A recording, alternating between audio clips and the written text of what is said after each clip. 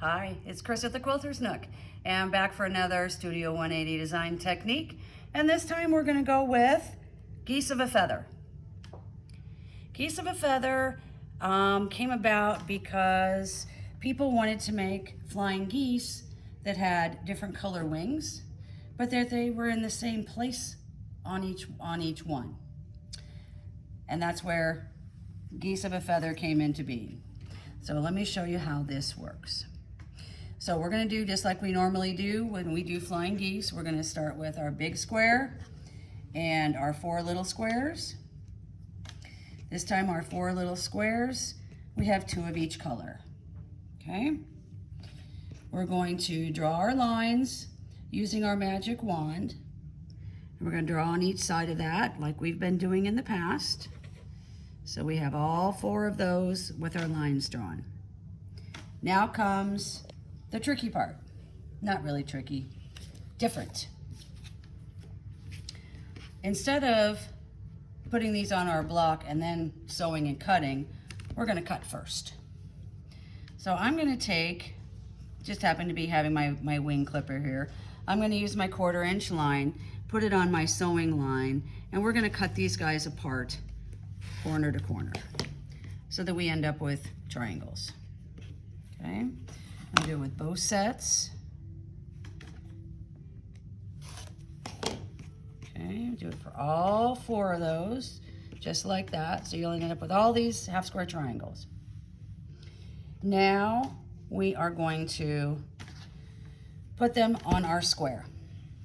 And we're going to put them on the square opposite each other. So I'm going to set it this way.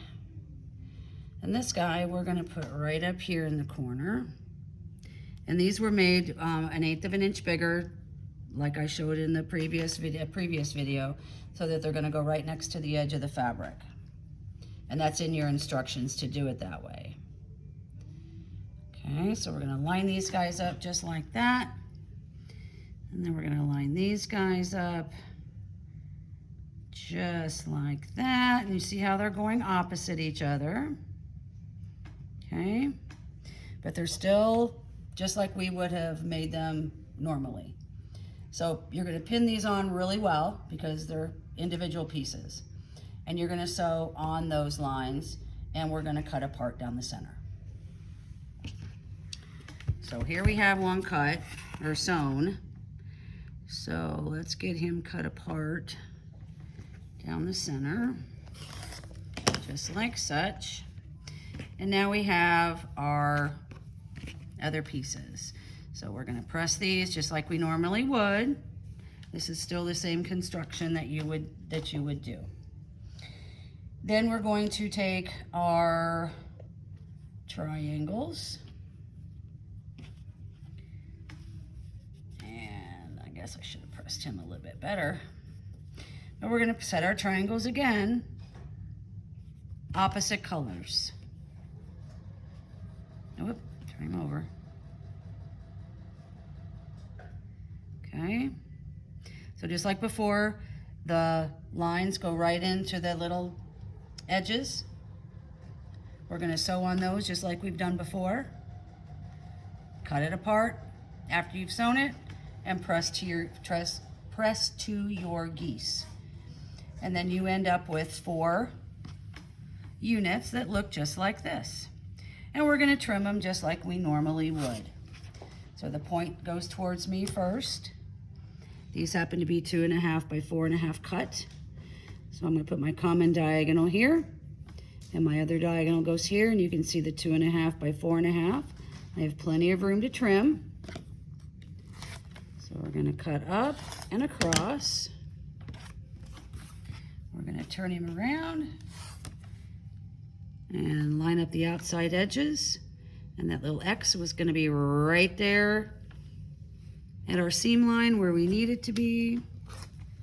Cut up, cut across. So you're making flying geese the same way, just with triangles instead of squares. So there's a whole bunch of flying geese. If we trim that one, you got 4 there to play with. And you can do whatever it is that you want to do with those flying geese and have a nice little border. So I just think it's a fun little technique if you want all the same colors on the same sides. And don't forget, these technique sheets are available. They're nice laminated sheets. We have 42 of them right now that cover the gamut of all the tools. They are available for $10, $9.